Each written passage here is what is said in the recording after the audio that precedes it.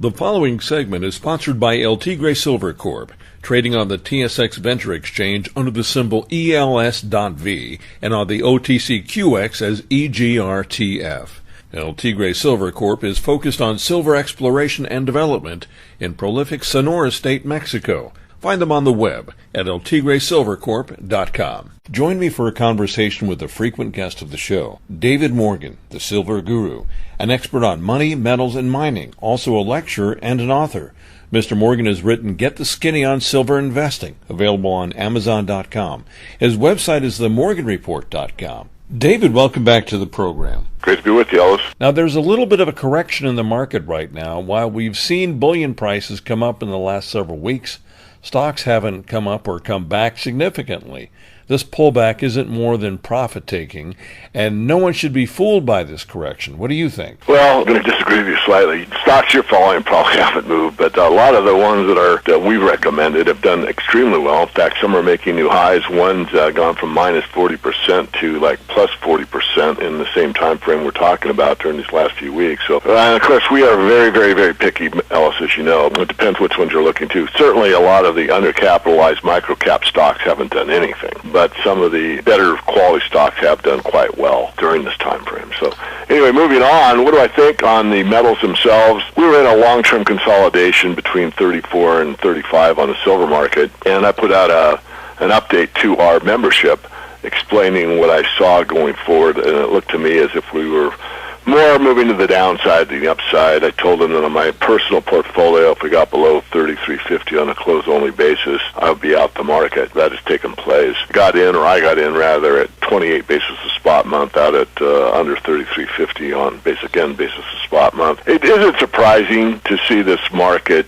any market, move above a resistance level and then come back and test it one more time. And that's about where we're at. We've gone through this level about 3 times. We're back to it now. We're about to test it, it looks like. We're doing this, midday, so I don't know how the market's going to close today. Gold has a very similar pattern. It's about the 1780 level.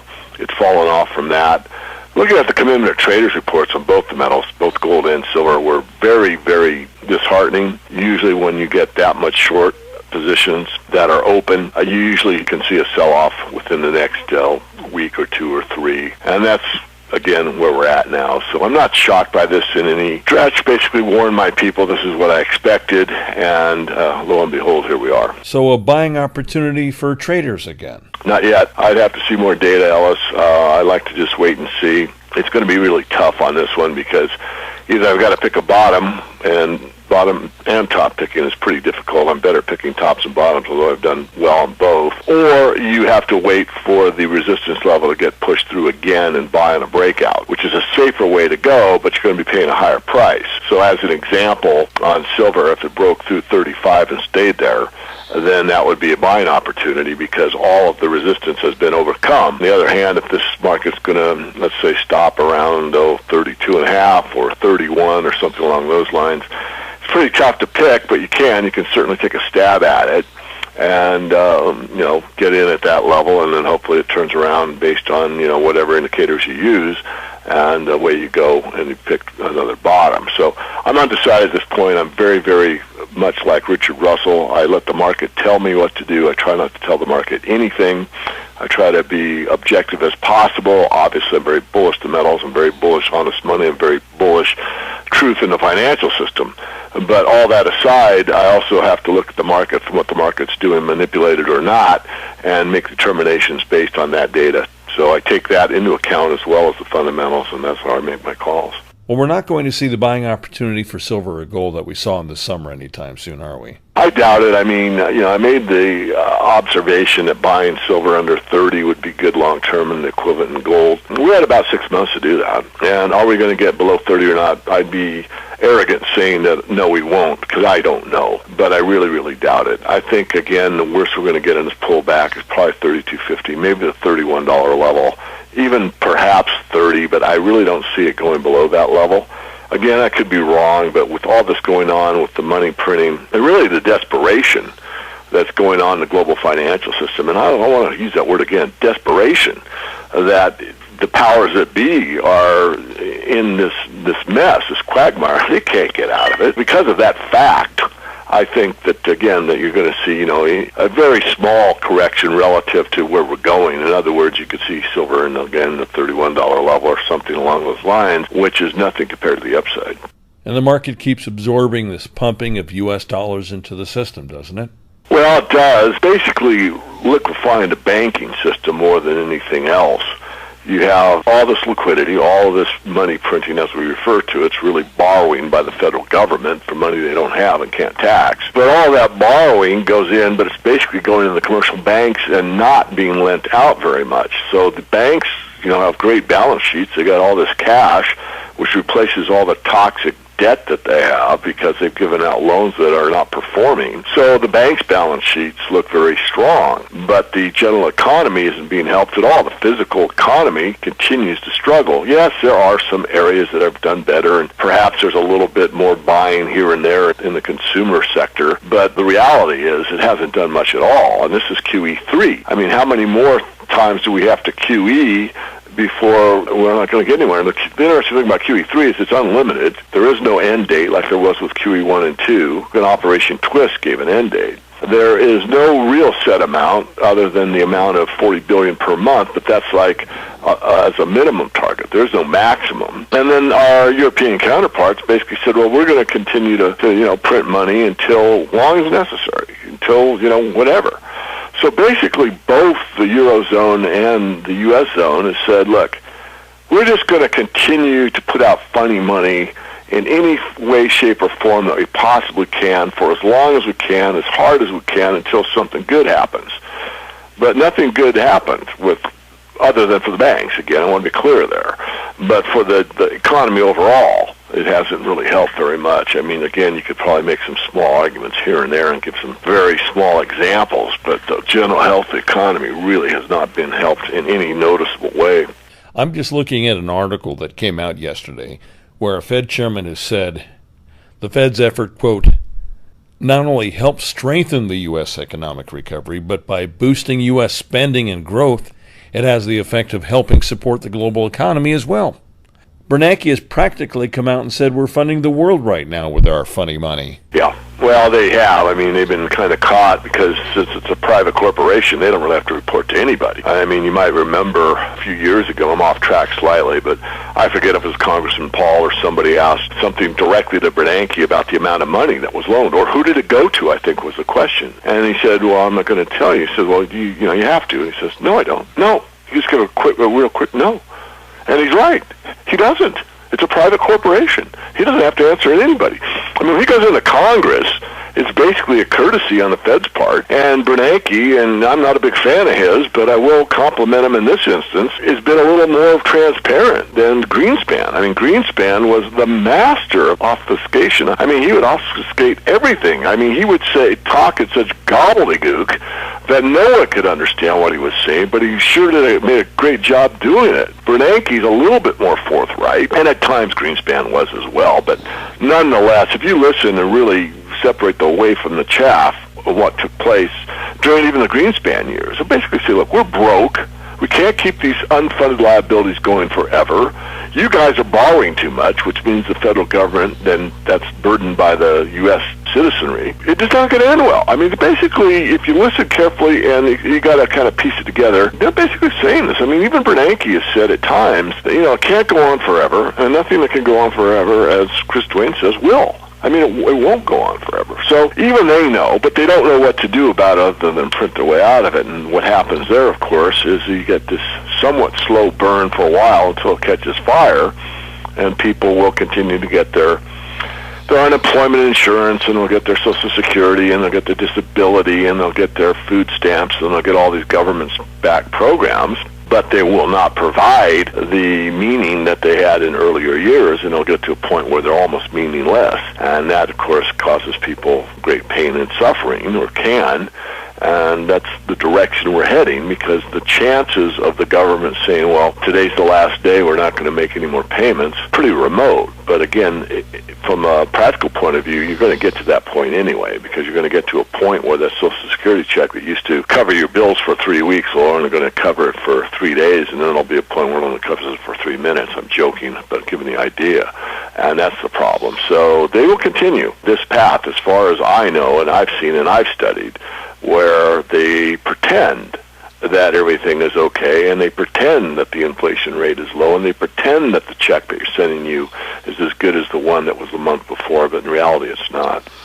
And the reality where it really hurts us, we see the Dow over 13,000, we see a lot of positive pretend numbers, but the reality is the cost of durable goods is going through the roof, isn't it? Yeah, a lot of your fixed cost items are higher. I mean, a good thing for any of our listeners to do is to ask a contractor, either that's still working or not, and say, could you build this house at this cost? In other words, with the real estate market being in the dire straits that they're in, ask a contractor, new construction, if they could build a whatever, pick your number, 1,500 square foot house for the same price that it's on the market for. And in most cases, you'll find the answer is no. In other words, to start from scratch, buy the land, get all the permits, put in the power and the water and everything else, and build the house will cost more than what you could buy it for in these distressed situations.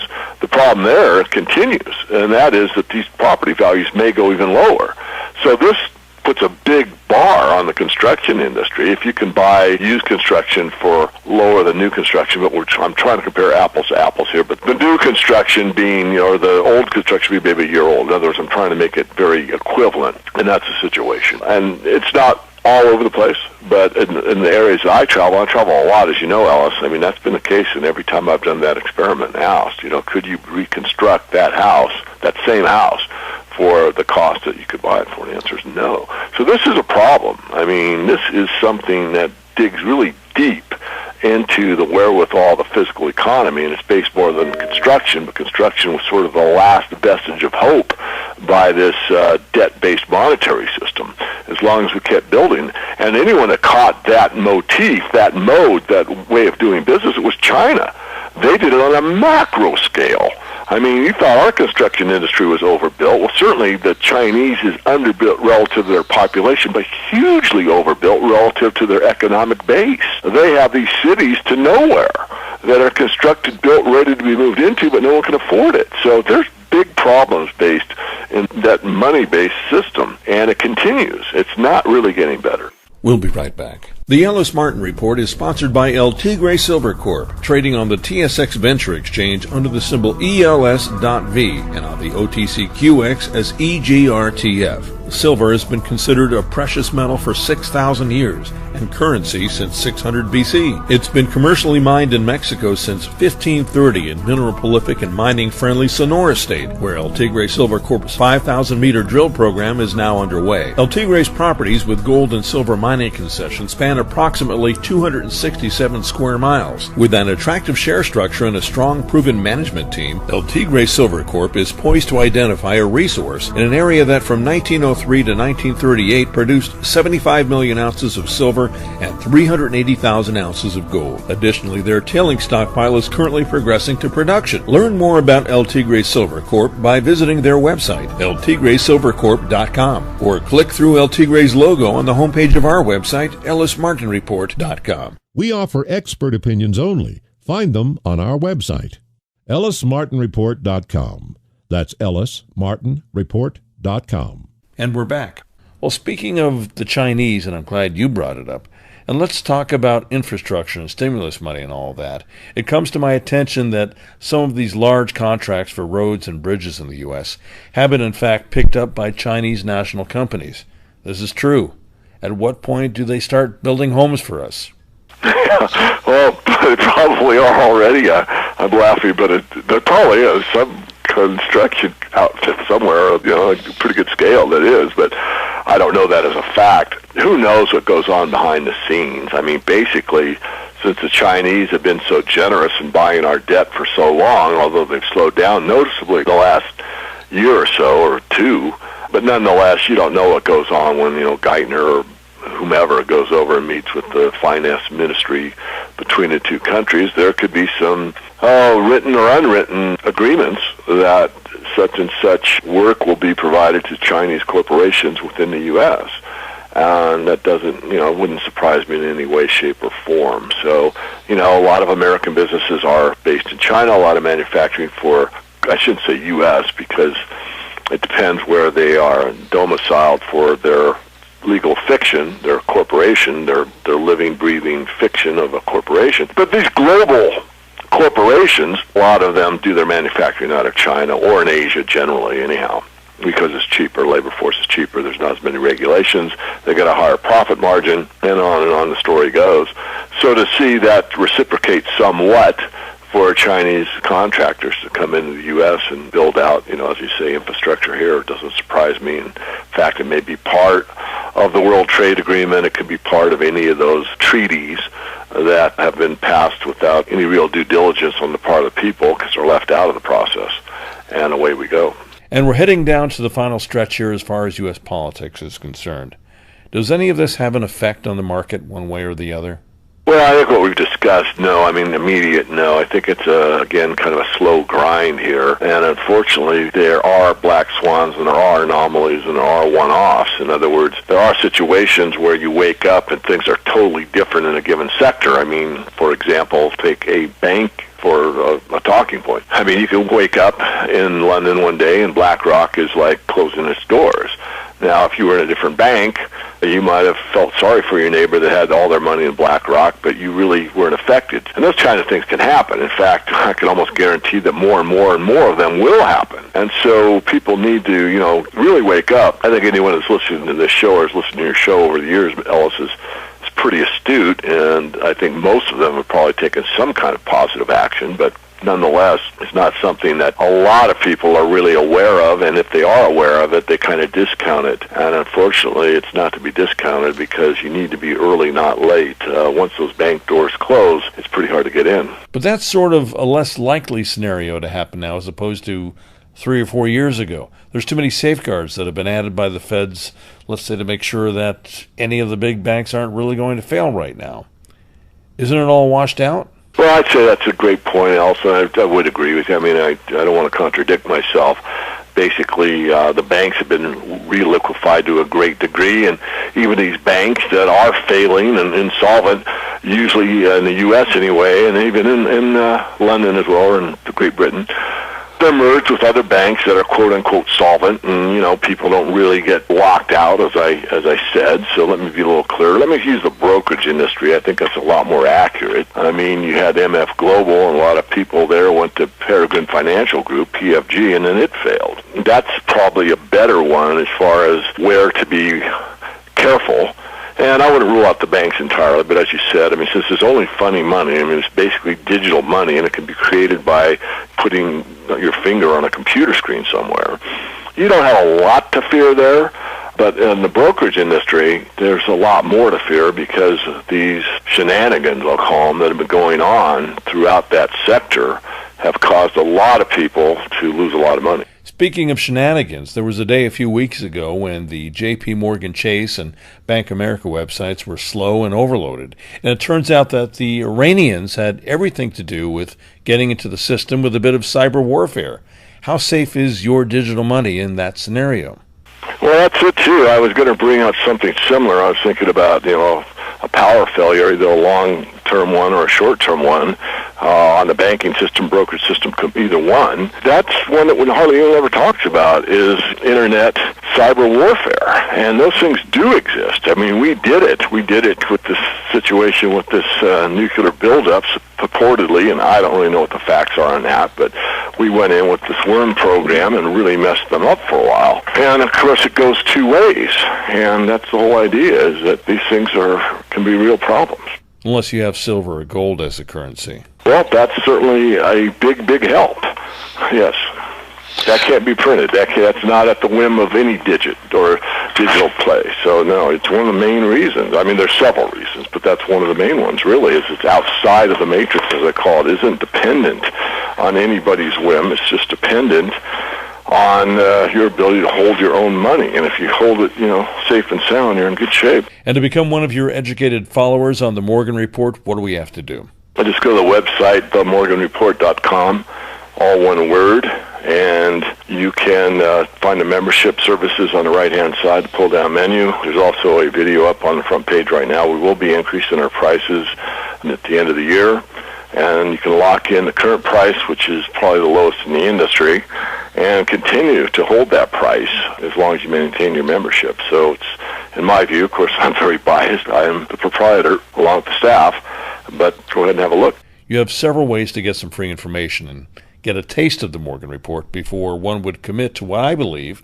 is a reasonable subscription fee. Exactly. There's an e-letter that comes out once a week that's free. That pretty much puts together all the interviews I do like this during the week, and also a question of the week that usually comes from a subscriber.